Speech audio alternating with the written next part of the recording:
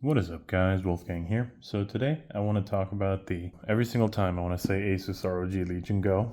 So used to Asus products, but this time I wanted to check something out from Lenovo, or Legion this time.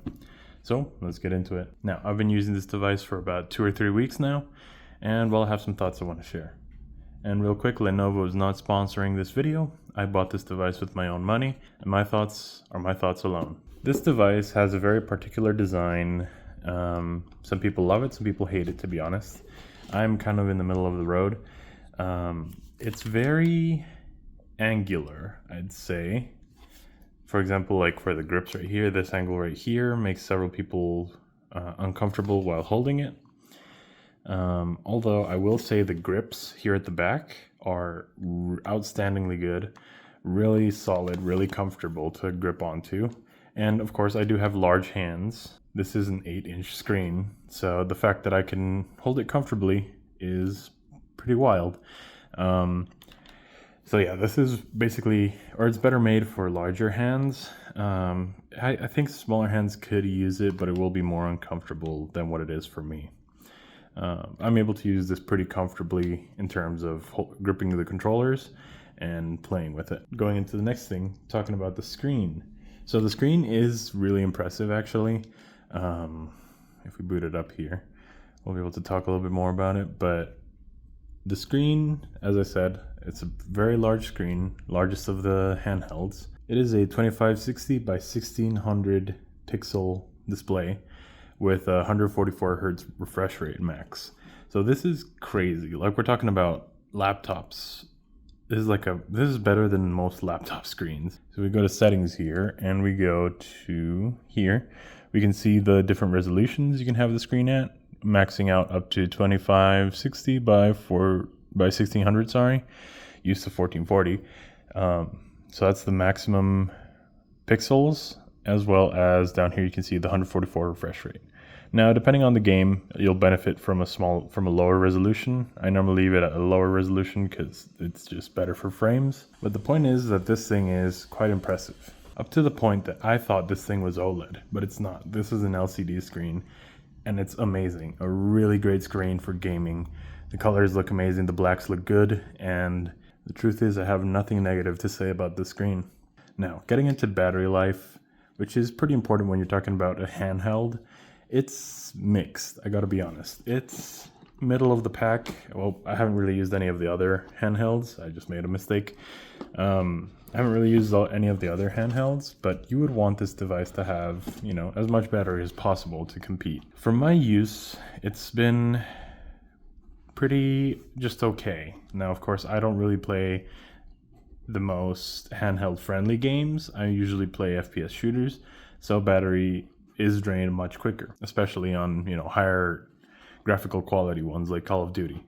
So depending on what game you play, the battery will vary. For me, it'll last 4 games at most, so about an hour. With 2D scrollers, it could last much more if you enable efficiency mode and, are okay with 30 FPS instead of 60. You can do a lot of things to vary this thing's battery life. So I can't really give you a specific number, but depending on what you play, you'll get more or less battery life. Now, next thing I want to talk about is the performance. And this is kind of like the Legion launcher, where you can look at your library of games, launch the main gaming platforms. This thing kind of reads what games you have on the device and can launch them from here. You have to play them first, from my experience. I have a couple more games downloaded, but I haven't opened them, and that's why they don't show up here.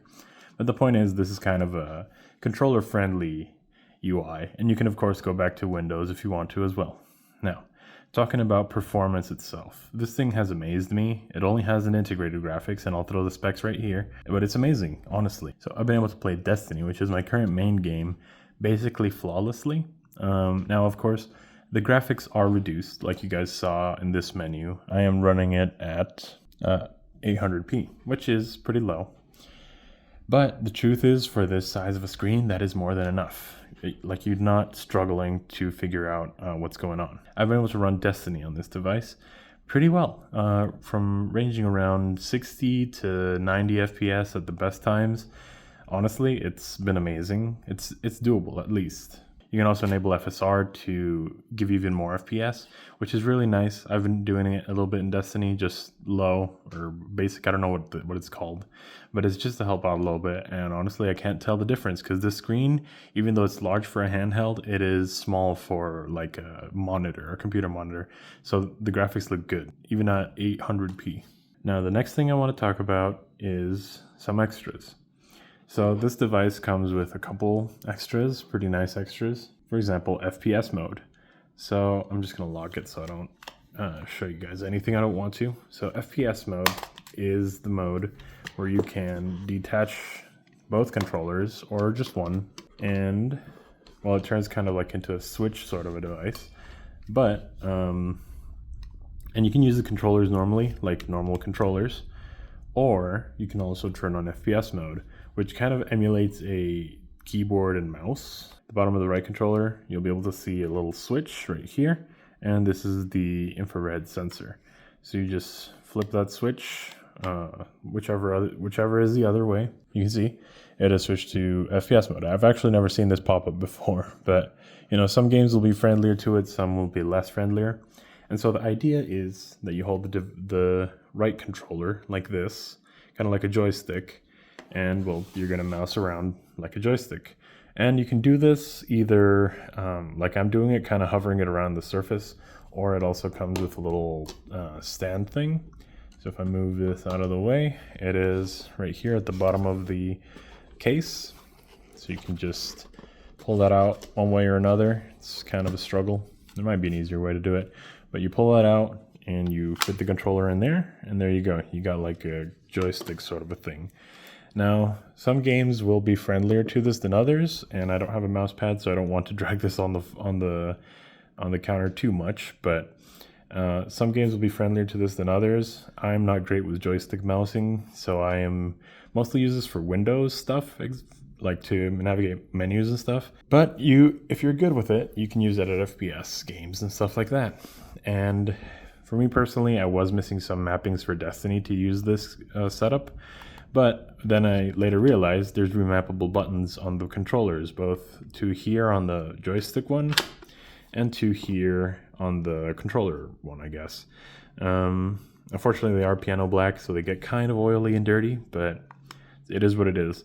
So you can remap those to different things, and you have a scroll wheel right here. You got to get used to using this scroll wheel because it's on the thumb. I was really hoping it would be somewhere for my fingers, but that's fine. Point is, FPS mode, thumbs up for me. Next extra I want to talk about is the trackpad. So I believe we got to switch this back to controller mode for it to be enabled.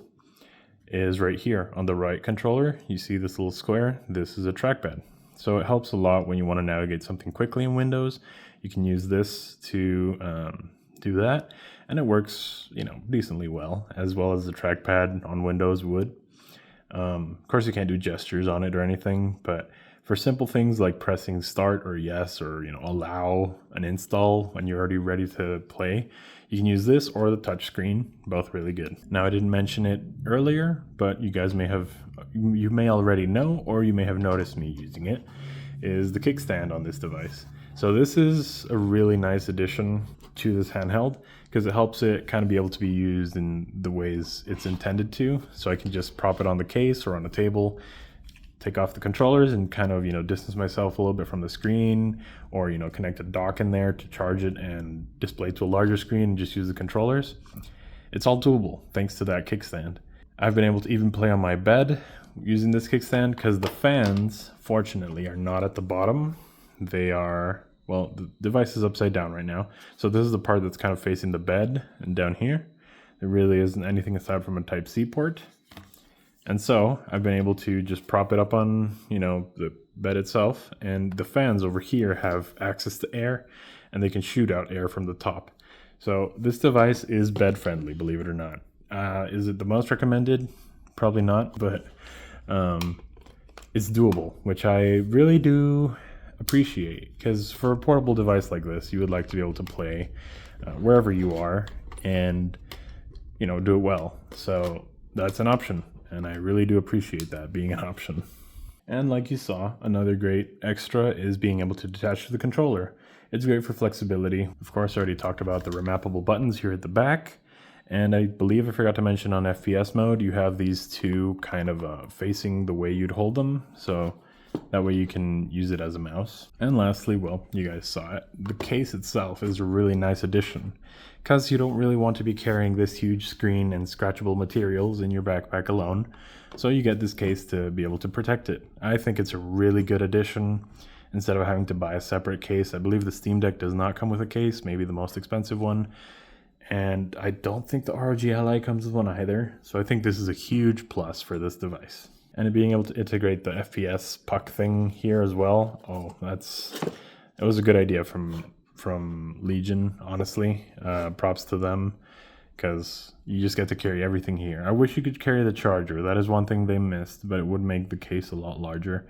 So I kind of understand it. Now then, let's talk about price. This is when it starts to go a little bit negative when I get a little bit negative on the review, because it is $800. It is expensive, as I think all the handhelds kind of are right now. But the point is, it's expensive. It is literally buying a second computer. So if you're going to be able to justify that, it depends on you, on your use case. For me personally, it is not justifiable, but we'll get into it in just a bit. It is expensive. Please look at all the pros and cons before you decide to buy this. Now, I have several annoyances to bring up, unfortunately, for this device. So for me although this screen is large, for me personally, it is too small, and I'll explain that. I have a sight problem. I wear glasses, as you may have seen in some of my videos where there's a reflection. I wear glasses. Oh look, there are all my games. Well, the point is, I wear glasses, and that is not my only vision problem or sight problem. I don't know. I also have what I will describe as a blur in the center of my sight. I'll put a picture up here, a PNG on top of this, so we kind of get an idea of what I see, which makes this screen at any comfortable distance too small. That's why I have a 15-inch tablet. That's why I have normally 16-inch laptops. I have 27-inch minimum monitors. I have a foldable phone. So yeah, this screen is a bit too small for comfort for me with some of my games. The next annoyance I have with this device is the weight. Now, it isn't particularly heavy per se when you grab it and you start playing around with it.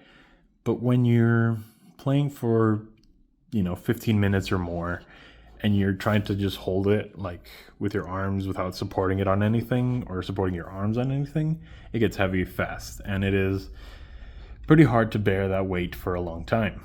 Now, this counter specifically fits me pretty well for this, as I can hold the device comfortably in my hands, support my wrists on the table. Gotta get the kickstand out of the way, or even, I don't know what you call it, like the palm of my hand kind of on the table, and I can play pretty well. But once again, coming back to my sight problem, this is a bit too far for me.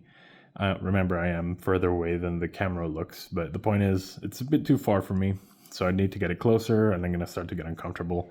The point is, it's heavy. And then the next thing, of course, is the performance. Even though it is impressive for what it is not enough for higher demanding graphics. For example, if I kicked Destiny into, the equivalent of 1440p, and I put all the graphics on high, it's gonna chug pretty badly, and that's fine because it's not the intended use of this device, but it's still just not exactly the best for graphically demanding games, which sometimes I want to play while on the go. And now, coming to the reason why I can't justify this device for my personal ownership is $800 for a secondary computer that I'm only going to use while traveling for gaming. So that's a really specific case, because I can't really do Windows stuff on this device comfortably unless I plug it into a monitor, have a separate keyboard and mouse, because even though this works, it's not the most comfortable. So it's just hard to justify the price for something I'm going to use very rarely. For example, currently I'm only using this maybe about an hour a day at most, and it's $800. In the long term it might justify its price, but I don't know, I can't really accept that right now. I would prefer to have more of a gaming laptop that I can use for other Windows stuff, for other computer uses, and as well game on it with a larger screen, integrated keyboard, and I just need to bring my own mouse with me. And that's adding on that I'm not much of a controller gamer, I'm more of a mouse and keyboard gamer. So yeah, it's just a lot of annoyances. I wouldn't say negatives, but they're annoyances for me. And the next annoyance I have is, well, it's size again. The case itself, even though it's amazing to be able to protect the device, my backpack and my EDC, which I'm planning to make a video on in the future, is not well suited for a rectangle. So if we look at the case again on its own, let me get this out of the way. It is, very rectangular, very large, I'd say, as it almost can't fit in the frame. It is big, so it'll occupy a lot of space in your backpack, and I'm using a pretty thin backpack, so this doesn't really fit in with me to take it anywhere, really. I've mostly just been using it at home, which in that case I might as well just have a gaming laptop. So yeah, I really just can't justify this device. And well, another issue about my preference of mouse and keyboard is that some games, in some circumstances, get annoying with controller. For example, Destiny.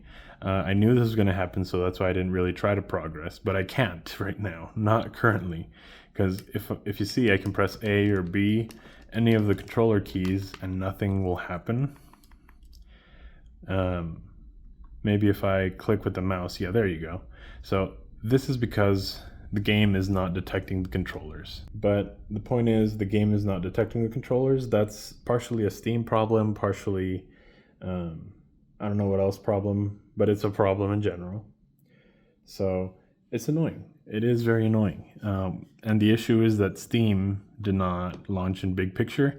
Easily solvable, I know. I can either, just do it with the touch screen, or I can set Steam to always launch with big picture on. And I just haven't done it because I'm kind of lazy. But the point is, it's an annoyance, which I don't love. So getting to the conclusion of this video, this device is amazing, even though I just said a lot of negatives for it. It's just not for me. Just rewatch all the negatives or all my annoyances with it, because I just can't justify the price. Like, I'm better off buying a gaming laptop for maybe $200 more. $1,000 gaming laptop is fine, and using that while I travel. That way I have, all of the benefits of a laptop as well as a decent gaming experience, and I can carry it easier in my backpack. And the thing is that will have more performance than this, because whatever laptop I get would have a dedicated GPU. Even if it's a weak one, it'll be better than this. So it's just, I don't know, a lot of annoyances for the little positives I get. So it's kind of just not for me, but it is a great device for specific people. I think if you're someone who wants to play on the plane, for example, this is much better suited for you, because it's going to be much more comfortable to play with this than a 15-inch laptop on the small tray table and no mouse space at all.